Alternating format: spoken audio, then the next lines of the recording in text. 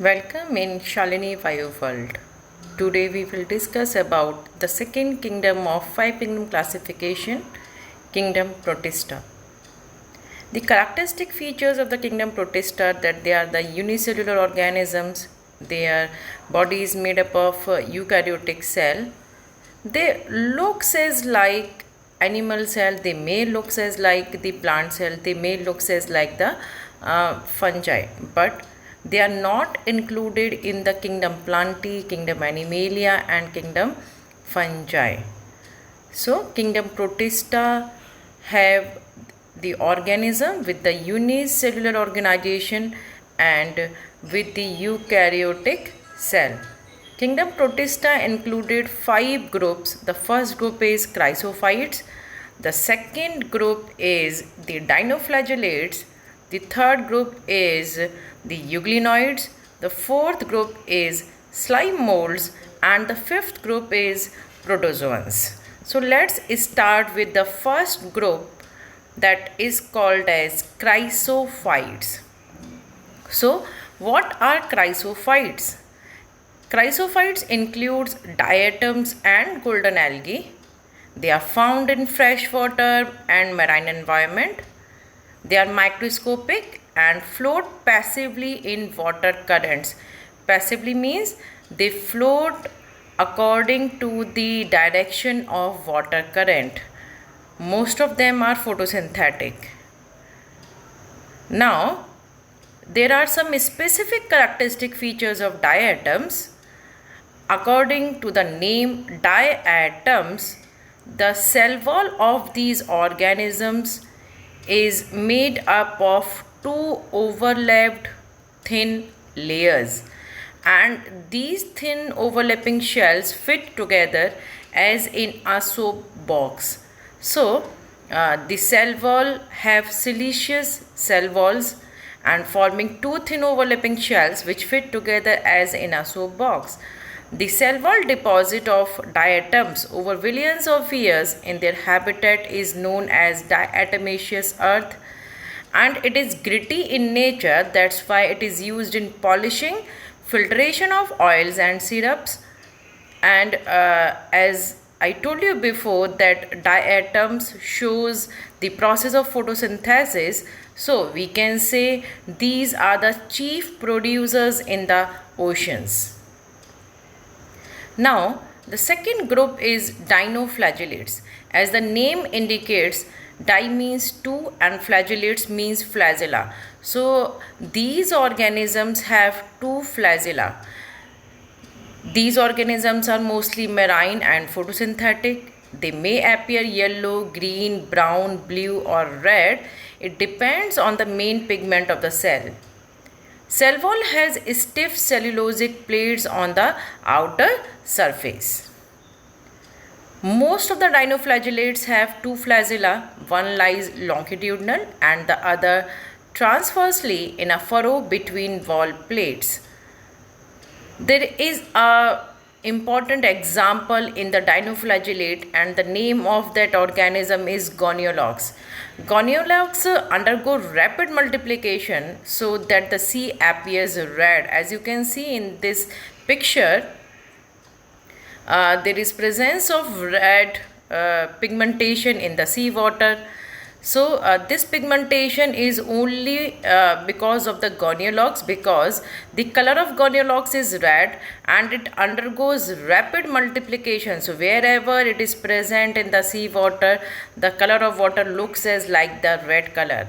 And when it grow in the multiplication rate, then it releases some toxins which can kill other marine animals such as fishes. The next group of the kingdom Protista is euglenoids, and euglenoids included euglena. Euglena is called as the connecting link between the plants and the animals because it can perform the process of photosynthesis in presence of sunlight, and whenever the light is not approachable by the or received by the euglena, then it may show the process of heterotrophic mode of nutrition or especially the predating habit.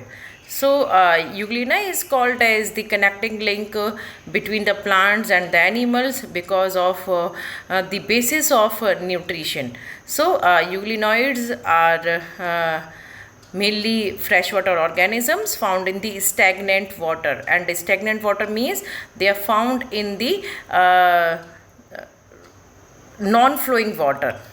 So, stagnant water means the water which do not show the flow. So that type of water is called as the stagnant water. For example, the water of ponds, the water of pools, wells, ditches. So they are not the running water. So that's why that type of water bodies can be called as the stagnant water. So Euglena, instead of cell wall, there is presence of a protein-rich layer in the euglena that is called as pellicle, and this pellicle makes your body flexible. Again, euglenoids have two flagella, but there is a marked differentiation in the two flagella of the euglenoids and the dinoflagellates. As in the dinoflagellates, the flagella are longitudinal and transversely placed, while in the case of euglena, both the flagella are longitudinally placed, but the size is different. One is long and one is short. But in the case of dinoflagellates, the position is different. So, they have two flagella, a short and a one long flagella. They are photosynthetic in presence of sunlight. When deprived of sunlight, they behave like heterotrophs by predating on other small organisms. The pigments of euglenoids are identical to those of higher plants, means it contains chlorophyll same as in the higher plants. Now the next one is the slime molds. These slime molds are saprophytic protistans. Saprophytic means they depend on dead and decaying organic matter. So the body moves along decaying twigs and leaves engulfing organic material. Under suitable conditions, they form an aggregation. Aggregation means the grouping, which is called as plasmodium, which may grow and spread over several feet. During unfavorable conditions, the plasmodium differentiates and forms fruiting bodies bearing spores at their tips. And spores have some true walls, and they are extremely resistant and survive for many years. And these spores are dispersed by air current. So it is a significant feature of the spore. It is an adaptive feature of the spore that it has a wall which can help in the survivalness, or which can help in the viability of the living material, or which protect the living material. Now the fifth one is the protozoans, and pro means first and the zoans means animal. So these organisms are the first animals like organism, but they are heterotrophs. They are believed to be primitive relatives of animals. There are four major groups of protozoans. The one is amoeboid, the second is flagellated, the third is ciliated, the fourth one is sporozoans.